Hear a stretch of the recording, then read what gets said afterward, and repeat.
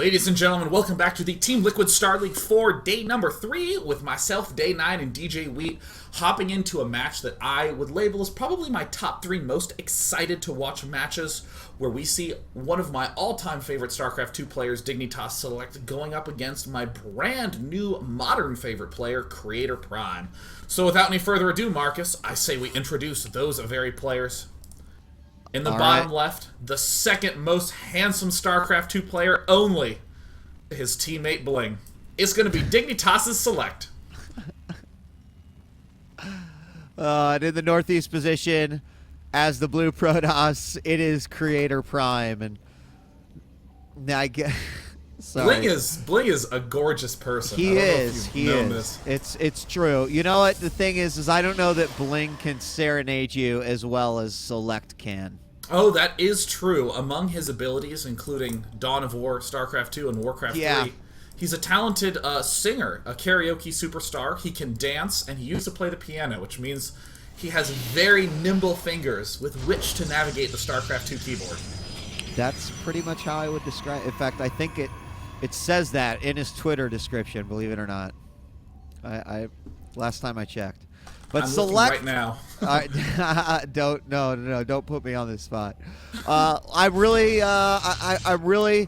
you know, the game can't really get started quick enough just to see where SeleCT is going to go. Now, in light of the last game that we saw where Hack just kind of dismantled Mono with that all-bio style, the bio style, of course, is something that we've seen SeleCT be very, very successful with in the past. But what makes SeleCT such a great player is that, you know, we've also seen him successful with mech play. When Blue Flame was really popular, he was definitely killing it with that. Even to the old school tank Viking play that we used to see many moons ago. He is diverse in all of these different areas, and so you know, SeleCT is the guy that I'm kind of keeping my eye on. Now, of course, we do have the first scouts coming out here on Entomb, and the probe is going to get stopped short, but not taken out, so we'll get out of there with its life. But denied that scouting. Of course, it is going to be the CC that comes down first. But notice that we are seeing SeleCT build the second supply depot and the second Marine before building the command center. Classic play from SeleCT, little metagame maneuvers. Almost all players are actually skipping Marine number 2, skipping Depot number 2 in favor of building that command center about 15 seconds earlier. But SeleCT wants to make certain he locks that probe out and keep CreatorPrime as in the dark as possible. Because of all maps, this is the one where all the builds are really very strong. Right. Certainly volatile in this position as well. So we are going to have the SCV escapes out of there. Okay, the Zealot is still chasing around, and the Stalker is going to be coming out here any moment here for CreatorPrime. Immediately following that, the Nexus does go down. About the timings that you expect to see. Whoa, we got a nice little Northwestern third CC from SeleCT, and we've been seeing this actually come out of Terrans lately. As we just saw this weekend at Asus ROG as well. Oh, quickly cutting in, Marcus. Look at CreatorPrime's Stalker. It's checking up at the north position. And now it's checking up to the top left. He's going to try to scout out if there's any sort of weird proxies. This is the benefit you gain by building that simple second Marine right at the start. CreatorPrime is unbelievably in the dark, but it looks like, oh, look at the Stalker. Oh, he's already heading to the top left. CreatorPrime. Some sort of meta ninja. Oh, this is going to be so painful for SeleCT. Yeah, it's perfect. I mean, unless something was to call this Stalker away at the exact moment it was about to go up, but already look at the path in which it's traveled, and this SCV is going to be so sad that his one mission in life is to build this command center, and there is the discovery, and the SCV will fall, forcing a cancellation almost immediately, and the plan is thwarted for SeleCT. What might be the best option for SeleCT in this circumstance is actually throw down several more barracks, as opposed to the choice of rebuilding the command center. Because if you're in CreatorPrime's position, you see that command center canceled, you immediately go, oh, well, I've just completely botched his build, and he'll probably try to just restart it back at home base. And we even see in CreatorPrime's shoes, look at his gateways. 2 and 3 just starting. Oh my god, that is late. CreatorPrime probably will be adding on his extra 2 geysers and going straight for a Robo Bay. I mean, the number of options CreatorPrime has is astounding. And I will look it over for the middle. I mean, there is quite a bit of an impact on Select by losing that command center. Of course, it is a risky maneuver that does give back very nicely on reward. But upon doing that, you know, that CC on the inside, he did lose out on some SCV production. Right now has certainly fallen behind in terms of the worker count, 31 to 38.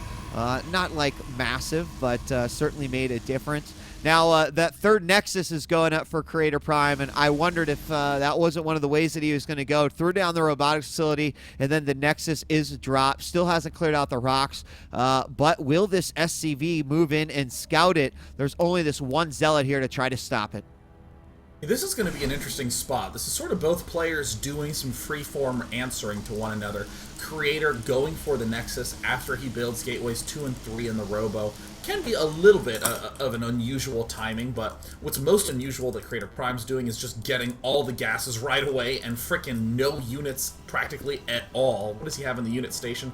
3 Stalkers, 3 Sentries, and a Zealot. I mean, there's just no fear coming out of CreatorPrime.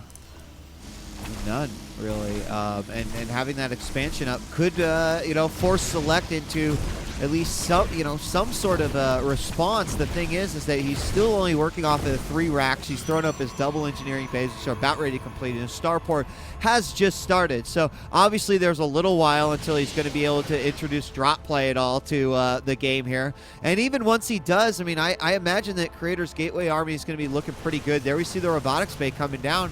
So obviously we will have the Colossus coming out, and he is on those 4 geysers with both of his forgers finishing up right now. And I'd have to say that he's at least looking to be in a pretty reasonable spot, considering that Select didn't really get any of an advantage, and he's done absolutely no damage at all in this matchup.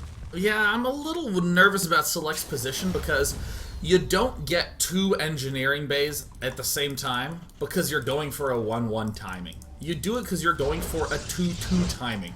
If we just look at the unit count for Select when 1-1 finishes, it's going to be a hell of a lot smaller than CreatorPrime's.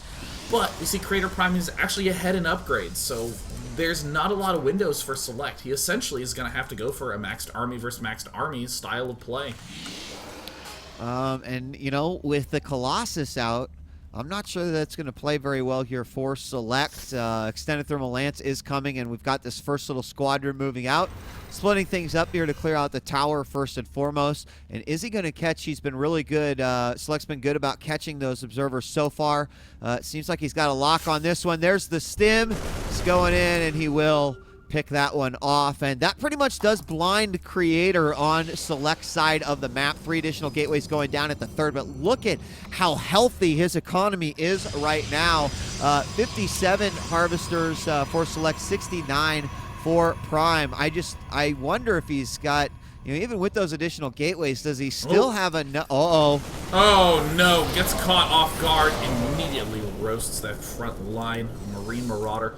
Select doesn't really have a lot of options here. I mean, ordinarily, you use this Marine Marauder medevac troop to keep the Protoss player at bay, but that's going to be a little bit dicey. We do see the 6 gateways total out for CreatorPrime. He's opting for Blink first. I like Blink on this map first. It's a little bit easier to pop here and there and defend against those drops, but in Select's shoes, you have to both start getting Vikings and more barracks and the Ghost Academy. It's a little dicey to do all of those, but Select's actually looking somewhat decent. But I just gotta say, I just like CreatorPrime's position a lot more. Yeah, I mean, catching just those little few units that he did. Select may be gearing up for some sort of drop play as he heads over to the east side. And look at this probe. It doesn't look like it's going to catch it out. Is he going to go through that back hallway? It's a great place to position for a drop, but it is going to be found there. The probe is taken out. That will alarm or at least alert CreatorPrime to what could be coming. There's a cancellation of the pylon, but unfortunately that thwarts any potential for a drop play right there. Now the 3rd base is up for Select. His 2-2's on the way, but you just fear with that chrono boost where CreatorPrime is going to be sitting once that engagement does happen. With the Vikings coming out, what are their numbers right now, Sean? Currently sitting at 2 with another 4 on the way. So he does have an opportunity to really start to get that ramped up and going. Now, he doesn't necessarily need the ghosts. because there's no Templar, no Archons, none of that stuff quite yet. In that unit station, it's largely just Zealots. The Marines are going to do great with that.